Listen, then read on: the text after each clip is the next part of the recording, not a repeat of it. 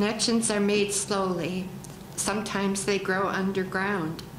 More than half a tree is spread out in the soil under your feet. Fight persistently as the creeper that brings down the tree. Spread like the squash plant that overruns the garden. Gnaw in the dark and use the sun to make sugar. Weave real connections. Create real nodes. Build real houses. Live a life you can endure. Make love that is loving. Keep tangling and interweaving and taking more in, a thicket and bramble, wilderness to the outside, but to us interconnected with rabbit runs and burrows and lairs.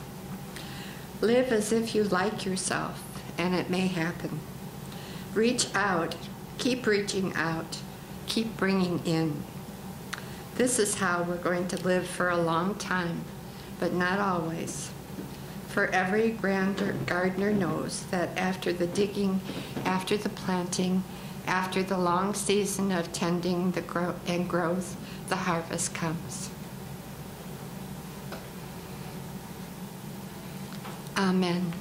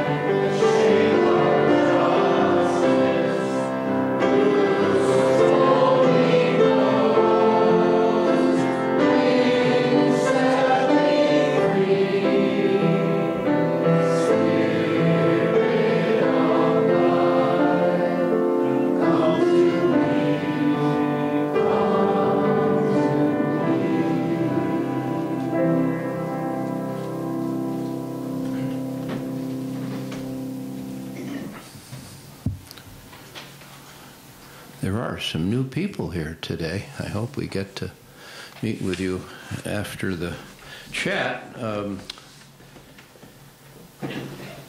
When Judy Cadle called a week ago Wednesday and said, Marty, would you be able to do the service November 4th? We got a gap for that Sunday. Not 2 hours before she called, I caught myself standing there wondering, how am I ever going to get there from here? I've got so much to do in the next 2 weeks, I'll never make it. In context, I am living a new life. A year ago, June, I retired from 39 wonderful years of sharing my love for nature with many students as a professor of natural resources conservation at Finger Lakes Community College. The transition from those years, which I never really considered to be work, to this life without classes, no papers to grade, no meetings to attend, no program expeditions into the wild, no coaching the woodsman's team, and dozens of other perceived obligations, to this, the beginning of my second year of retirement, has been actually quite a challenge. I have discovered that my peculiar lifestyle creates activities, projects, and self-expectations which always exceed the number of hours in any given day. My first thought upon hearing Judy's request was, oh my gosh, another time-consuming project. My thought shot back to the task of preparing the 4 previous services I have conducted for you folks since I joined UUC in 2001. These I delighted in preparing and delivering, but each of these carried me through anywhere from a month to 3 months of preparation. Judy, I asked, what's the theme for the month of November? Humility, she said. I'm not sure of my exact words, but something to the effect of, what prompts you to ask me to deliver a message about humility? And then she reminded me of a story I had told her a few weeks ago about my recent trip to Alaska with a group of friends, and suggested that my description not only of the humbling impact upon me in this instance of not being in charge, but as well a truly humbling grandeur of the Alaskan wilderness, that might make a good story. After a few moments of mental priority juggling, I said, yes, I'll do the service on November 4th. And I recall then thinking to myself, it will necessarily be quick and anecdotal, kind of a shot from the hip. Wing it, I'll do it. So, how to be? How does one balance ego and humility? Do I see myself as others see me? I have asked these questions of myself for as long as I can remember. My formative years in a household humbled by 7, mostly superachieving brothers, developed in me a significant sense of inferiority. Not until I moved away from that home in Cheshire, Connecticut, to a boarding school near Santa Barbara, California, did I gain much of a sense of self-worth. From early childhood, the natural world served as my escape, my constant source of joy, and though I did not recognize it as such at the time, the essence of my spiritual salvation. My reverence for nature establishes me firmly as a practitioner of dark green religion. I accept the primacy of nature and my own role as a fleeting derivative of the universal scheme. I find great comfort in the compatibility of my beliefs with the 7th principle of Unitarian Universalism: respect the interdependent web of all existence of which we are a part. That Sunday in March of 2001, my first visit to UUCC, after Carl Tichenor addressed the 7th principle, I waltzed up and signed the membership book right then and there. Haven't left since. My journey through life has been direct. My dad, an executive salesperson, passed away at the age of 44 from a stress-induced heart attack. At the age of 12, I decided I would seek a career doing something I loved. Serving others and the environment as a teacher met this objective beautifully. Soon after I started teaching at Finger Lakes Community College in the fall of 1972, I established and assumed coaching responsibility for the Woodsman's team.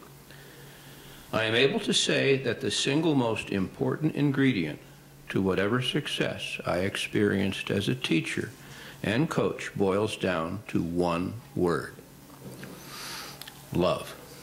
Yes, I said love. If a person knows you really care about them as an individual, one definition of love, he or she will likely reciprocate by fulfilling my expectation of them to retain empathy and concern. However, to succeed in a classroom, in leading field experiences, or coaching on the playing field, an individual must maintain control. Over all those years of teaching and coaching, actively seeking feedback to improve my skills in the process, my methods moved further and further away from authoritarian dominance.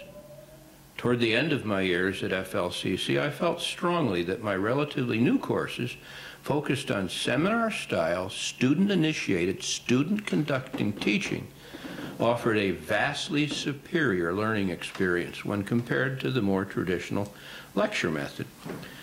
Granted, this approach works best with more motivated students than it does with a group of freshmen, often more interested in texting and daydreaming in class rather than focusing on the lesson at hand. A kind and humble approach towards such behavior in a class like this does not work. Okay. I should set the stage for the loss of control and humbling qualities of nature parts of this story with a description of what to me provided the very best teaching and learning situation ever. 43 times I departed from FLCC campus with a group of students, anywhere from 6 to 30 in number, for 2 or more weeks of credit-bearing travel ecology courses to the Florida Everglades, Costa Rica, Belize, or Wilderness, Alaska.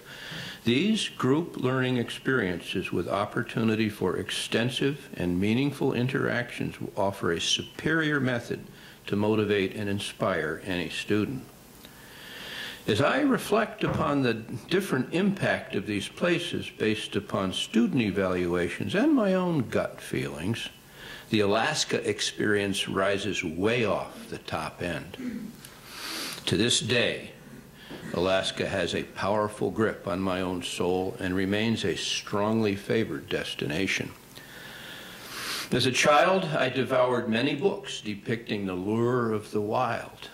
Even then, Alaska represented the ultimate. One day I would go. In 1967, I beat the draft by joining the United States Coast Guard with intent to save lives and property rather than destroy them. I put in for sea duty in Alaska upon completion of the officer training program at Yorktown, Virginia, and exploded with joy when my assignment as a deck watch officer on the Coast Guard cutter Sedge out of Cordova, Alaska came through. My dream had come true. Chills of delight ran through my chest every time the cutter eased out into Orca Inlet. The jagged, ice-sculpted peaks stair-stepped to 6,000 and 7,000 feet above sea level. Powdery snowfields fed countless hanging glaciers. Ancient spruce and hemlock forests rose from the edge of the sea to meet the oncoming glaciers. Otters, seals, sea lions, orca whales, and leaping salmon often filled the ocean. Millions of waterfowl and shorebirds filled the sky. Grizzly bears, black bears, wolves, wolverine, moose, mountain goats, and black-tailed deer roamed the valleys, forested hills, and tundra slopes. Once I retired from FLCC, I lacked liability insurance and necessary additional certifications for acting as a self-employed guide in the state of Alaska. I could not now legally hire myself out to gain subsidy for my next month-long Alaska fix, as I had done for 14 times in the past as a teacher at FLCC. Though I never said as much to the college academic dean, I love Alaska so well and have such a passion for sharing my love with enthusiastic persons, I would gladly pay to take such folks to the Northland. One individual with a well-thought-out, long-range personal agenda requested, way back in the beginning of 2010, that I include her on my 2012 Alaska expedition. Likely this request precipitated my decision to travel to Alaska with her and a few other compatible souls in June and July this past summer. Petra, Paige, Mann, and I assembled a group of 5 total and embarked upon the significant task of developing an itinerary and making necessary connections for a 32-day expedition that, in terms of the sequence of destination, would be my own grandest Alaska tour ever. Alaska expeditions in the past came with academic expectation. To earn a grade, each student would be required to keep a detailed journal, share readings from this journal, present a minimum of 3 lessons to the group related to any of 50 or more Alaska topics, participate in the established daily agenda, get up on time and come and go as expected, and serve group needs associated with wilderness travel. Petra herself arranged to develop a course based on this expedition to fulfill 4 credits toward her bachelor's degree from Empire State College. Indeed, she provided a series of outstanding presentations, including glaciation, geology, grizzly bears, muskeg ecology, and several others. The other three participants chose not to present, and though each of them did maintain a journal, no one sought my evaluation and feedback. At this point in the story, I must address my sense of losing control of the group. Having been very much in charge with all previous expeditions and in possession of the academic requirement club, not having unquestioned command authority came as quite a shock. Marty, chill out. We'd rather sleep in today. We don't want to hike up that mountain. We can do that tomorrow. Where are the other two folks? Oh, they went hiking somewhere. What? I learned next day that they had gone into a monster ice cave beneath a moving glacier with falling rocks.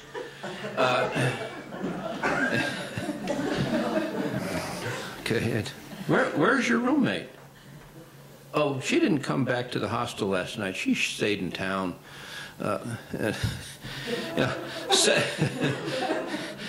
Several Buddha breaths later.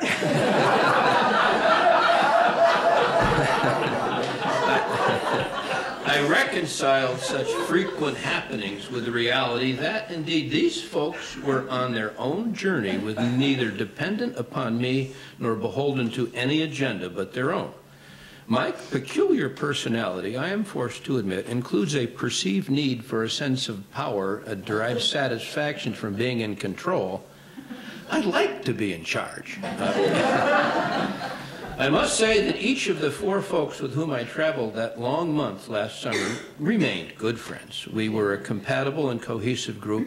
Each displayed a pleasing level of passion for the endless wonders of Alaska and this gorgeous environment. And though they did not choose to sustain what might have been a series of Marty Dodge academic lectures upon most aspects of the total Alaskan environment, they indulged my passion for reciting poetry more than any other group ever.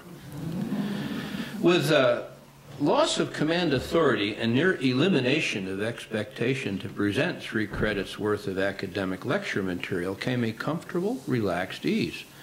I came and went as I pleased, indulging my craving for wilderness solitude, and took many a superlative opportunity to be humbled by the unparalleled grandeur of that which is Alaska. The humble story intertwined with the Alaska 2012 adventure does not end here.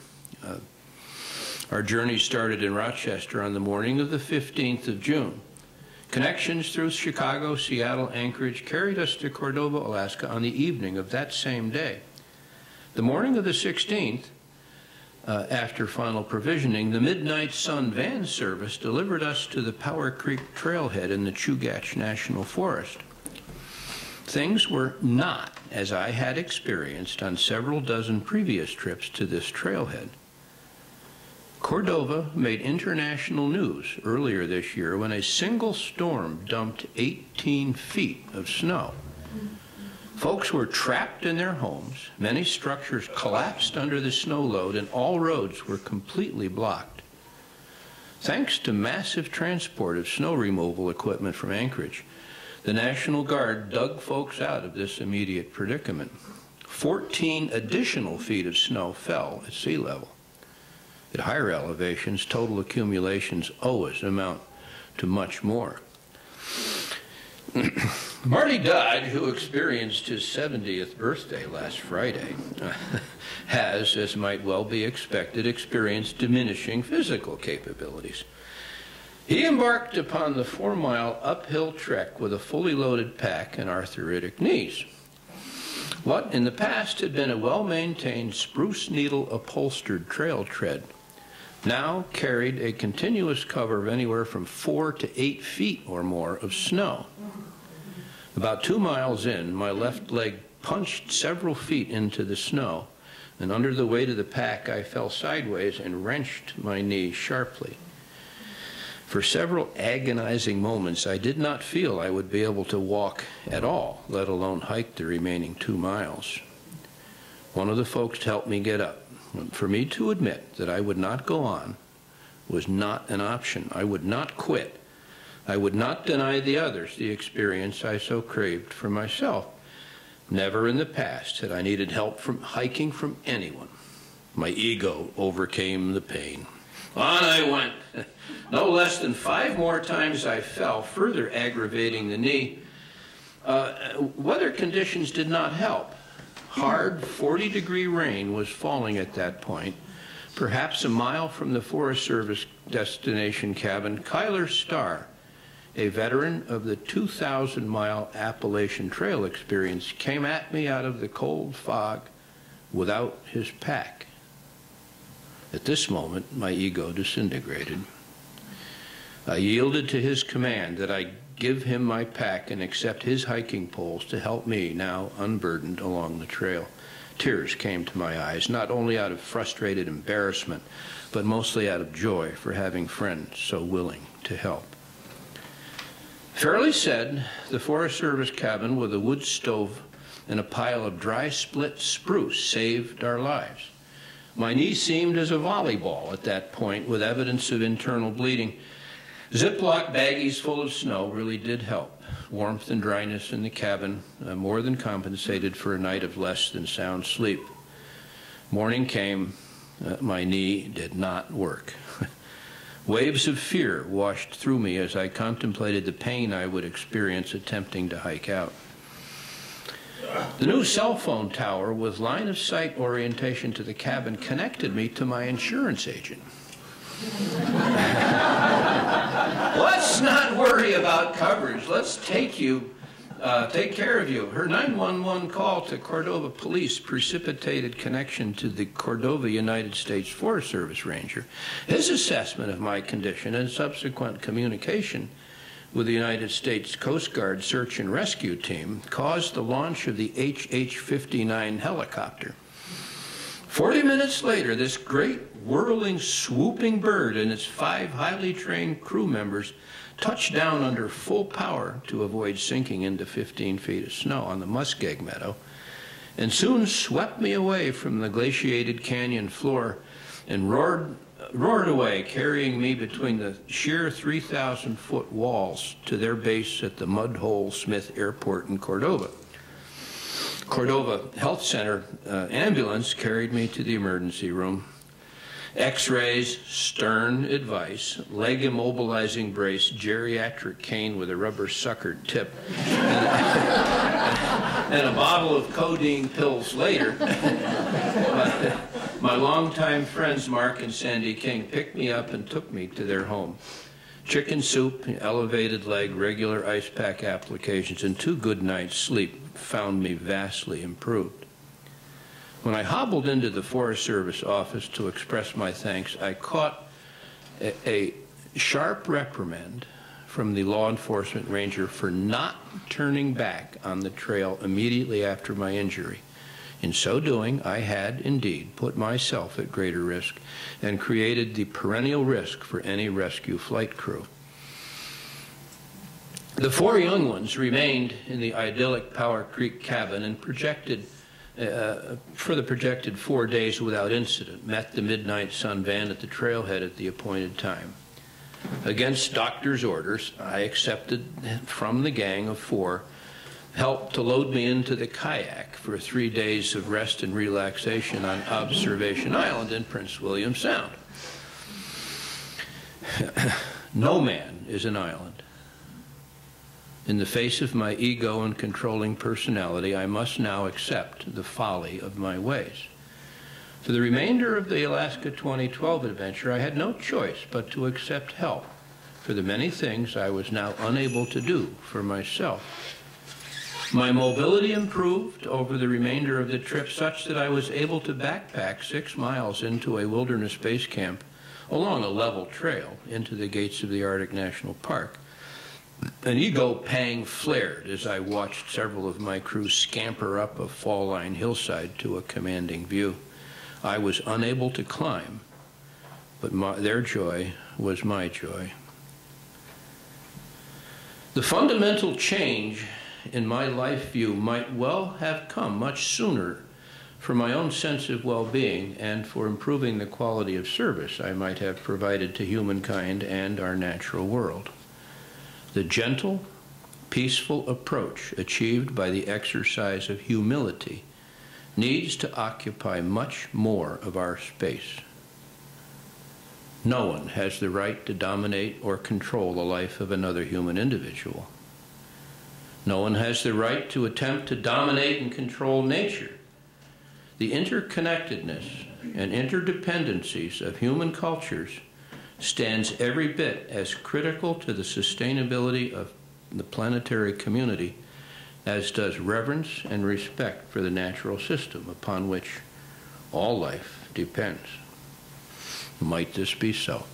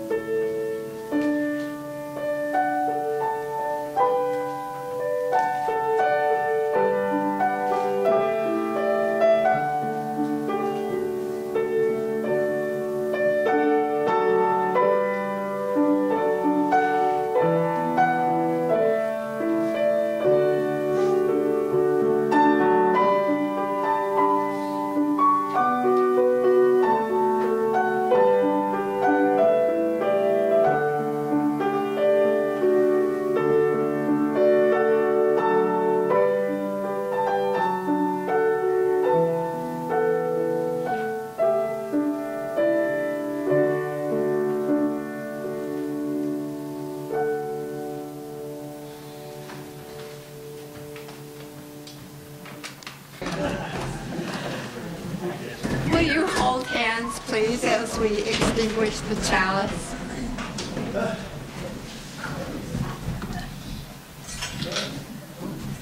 We extinguish this flame, but not the light of truth, the warmth of community, or the fire of commitment. These we carry in our hearts until we are together again. Go in peace.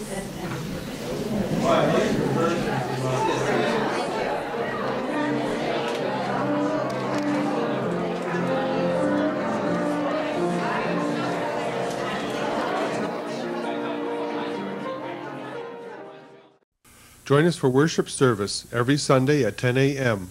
at the Unitarian Universalist Church of Canandaigua, a welcoming congregation. The church is located at 3024 Cooley Road, 4 miles west of Main Street, Canandaigua, just north of the intersection with Routes 5 and 20. Call for information or directions 585-396-1370. Your comments about this program or questions about the church are welcome at 585-396-1370. To view the latest issue of our newsletter, The Chalice, look at our website, www.uucc.us. Producer and editor, Daniel Brigham.